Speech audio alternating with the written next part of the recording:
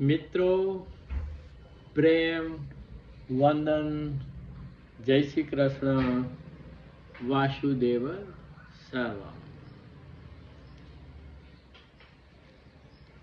આજે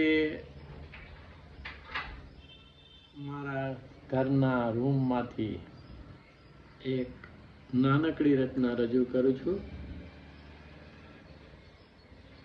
અહમ આત્મા ગુડાકેશ સર્વભૂતાશય સ્થિત અહમ આદિશ્ચ મધ્યમ ચ ભૂતાનામંત એવ ચ. ગીતાનો સૌથી મહત્વનો અને કોઈ એક જ શ્લોકમાં ભગવાને જે કહેવાનું છે એ કહી દીધું છે. એ આ શ્લોક છે કે હું સર્વભૂતોમાં, સર્વ જીવાત્માઓમાં આત્મા રૂપે આદિ અનાદિથી સ્થિત છું અને હું બધાનો આદિ, મધ્ય અને અંત છું. ભગવાન રમણ મહર્ષિને જ્યારે કોઈએ પૂછ્યું કે કોઈ એક જ શ્લોકમાં ગીતાનો સાર કેવો હોય તો એ શ્લોક કયો, તો એનો પ્રત્યુત્તર આ શ્લોક હતો કે અહમ આત્મા ગુડાકેશ સર્વભૂતાશય સ્થિત અહમ આદિશ્ચ મધ્યમ ચ ભૂતાના મંત એવ ચ. તો આ ભગવાન કૃષ્ણ છે. ગીતાના બીજા એક શ્લોકમાં ભગવાને એવું કહ્યું છે કે અહમ આત્મા ગુડાકેશ સર્વભૂતાશય સ્થિત અહમ આદિશ્ચ મધ્યમ ચ ભૂતાનામંત એવ ચ. તો આ સરળ વાત પછી એ એવી રીતે વાત કરે છે કે ઈશ્વર સર્વભૂતાનામ હૃદય અર્જુન તિષ્ઠતિ. ઈશ્વર સર્વભૂતાનામ હૃદય અર્જુન તિષ્ઠતિ ભ્રામયન સર્વભૂતાની યંત્રારૂઢાની માયયા. હું બધા જ ભૂતોમાં આત્મા સ્વરૂપે બેઠો છું અને તેઓ બધાને આ શરીર રૂપી યંત્ર ઉપર તેઓના કર્મ પ્રમાણે ઘુમાવું છું. તો આ શરીર, આ દેહ, આ મર્ત્ય દેહ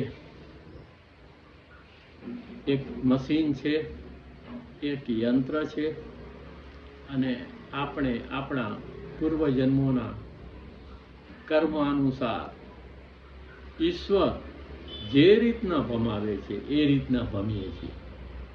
પરંતુ આપણે એવું માનીએ છીએ કે હું છું, હું કરું છું, શકટનો ભાર જેમ શ્વાનતાને. તો આ કર્મની કઠણાઈ છે, આ આપણું અજ્ઞાન છે, આ આપણું અવિદ્યા છે. હું દેહ છું, દેહ મારો છે, આ હું કરું છું એ જે આપણે માનીએ છીએ એ બધું મિથ્યા છે, બ્રહ્મ છે. એવો જ સંદર્ભ સાથે એક નાનકડી રચના હવે પ્રસ્તુત કરું છું કે મન વચન કાયાને છોડ, મન વચન કાયાને છોડ આત્મમાં બેઠો રણ છોડ. મન વચન કાયાને છોડ આત્મમાં બેઠો રણ છોડ.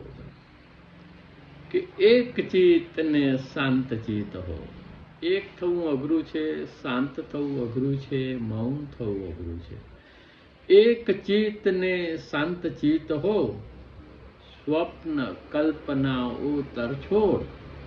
એક ચિત્ત ને શાંત ચિત્ત હો, સ્વપ્ન કલ્પનાઓ તરછોડ.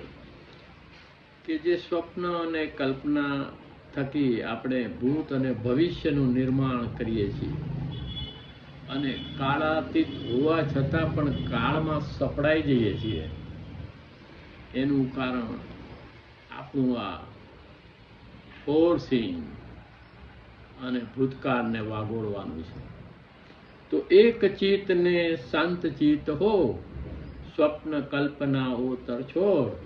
કે મન વચન કાયાને છોડ, આત્મમાં બેઠો રણછોડ. જો જાણ ના આમ તેમ ફર. હવે આ જોવું ને જાણવું માટે જરૂરી છે સમજ અને વિવેક. જો જાણ ના આમ તેમ ફર, જો જાણ ના આમ તેમ ફર, બધું સ્વીકાર મૂકી સૌ હો. તો સમજ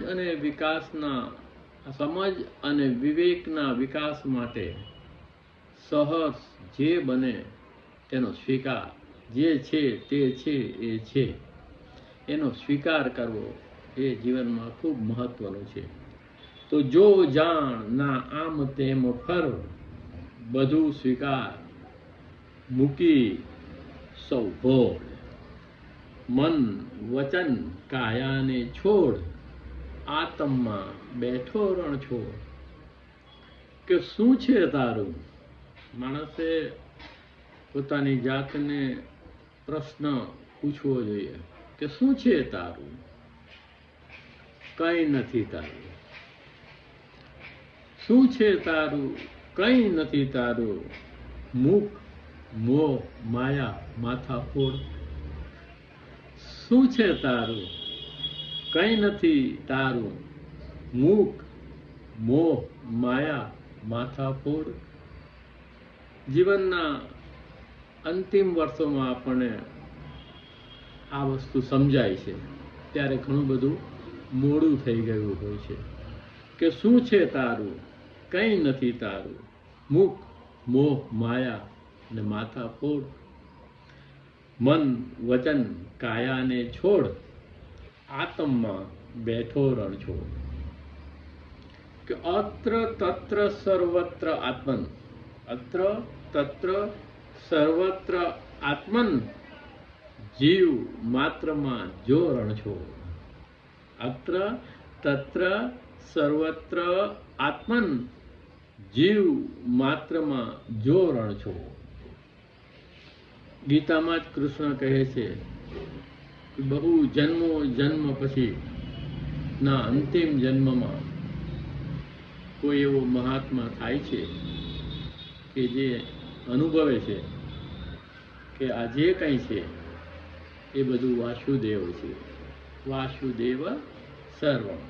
બહુનામ જન્મનામ અંતે જ્ઞાનવાન મામ પ્રપદ્યતે, વાસુદેવ સર્વમ ઇતિ સ મહાત્મા સુ દુર્લભ. તો મન વચન કાયાને છોડ, આત્મમાં બેઠો રણછોડ.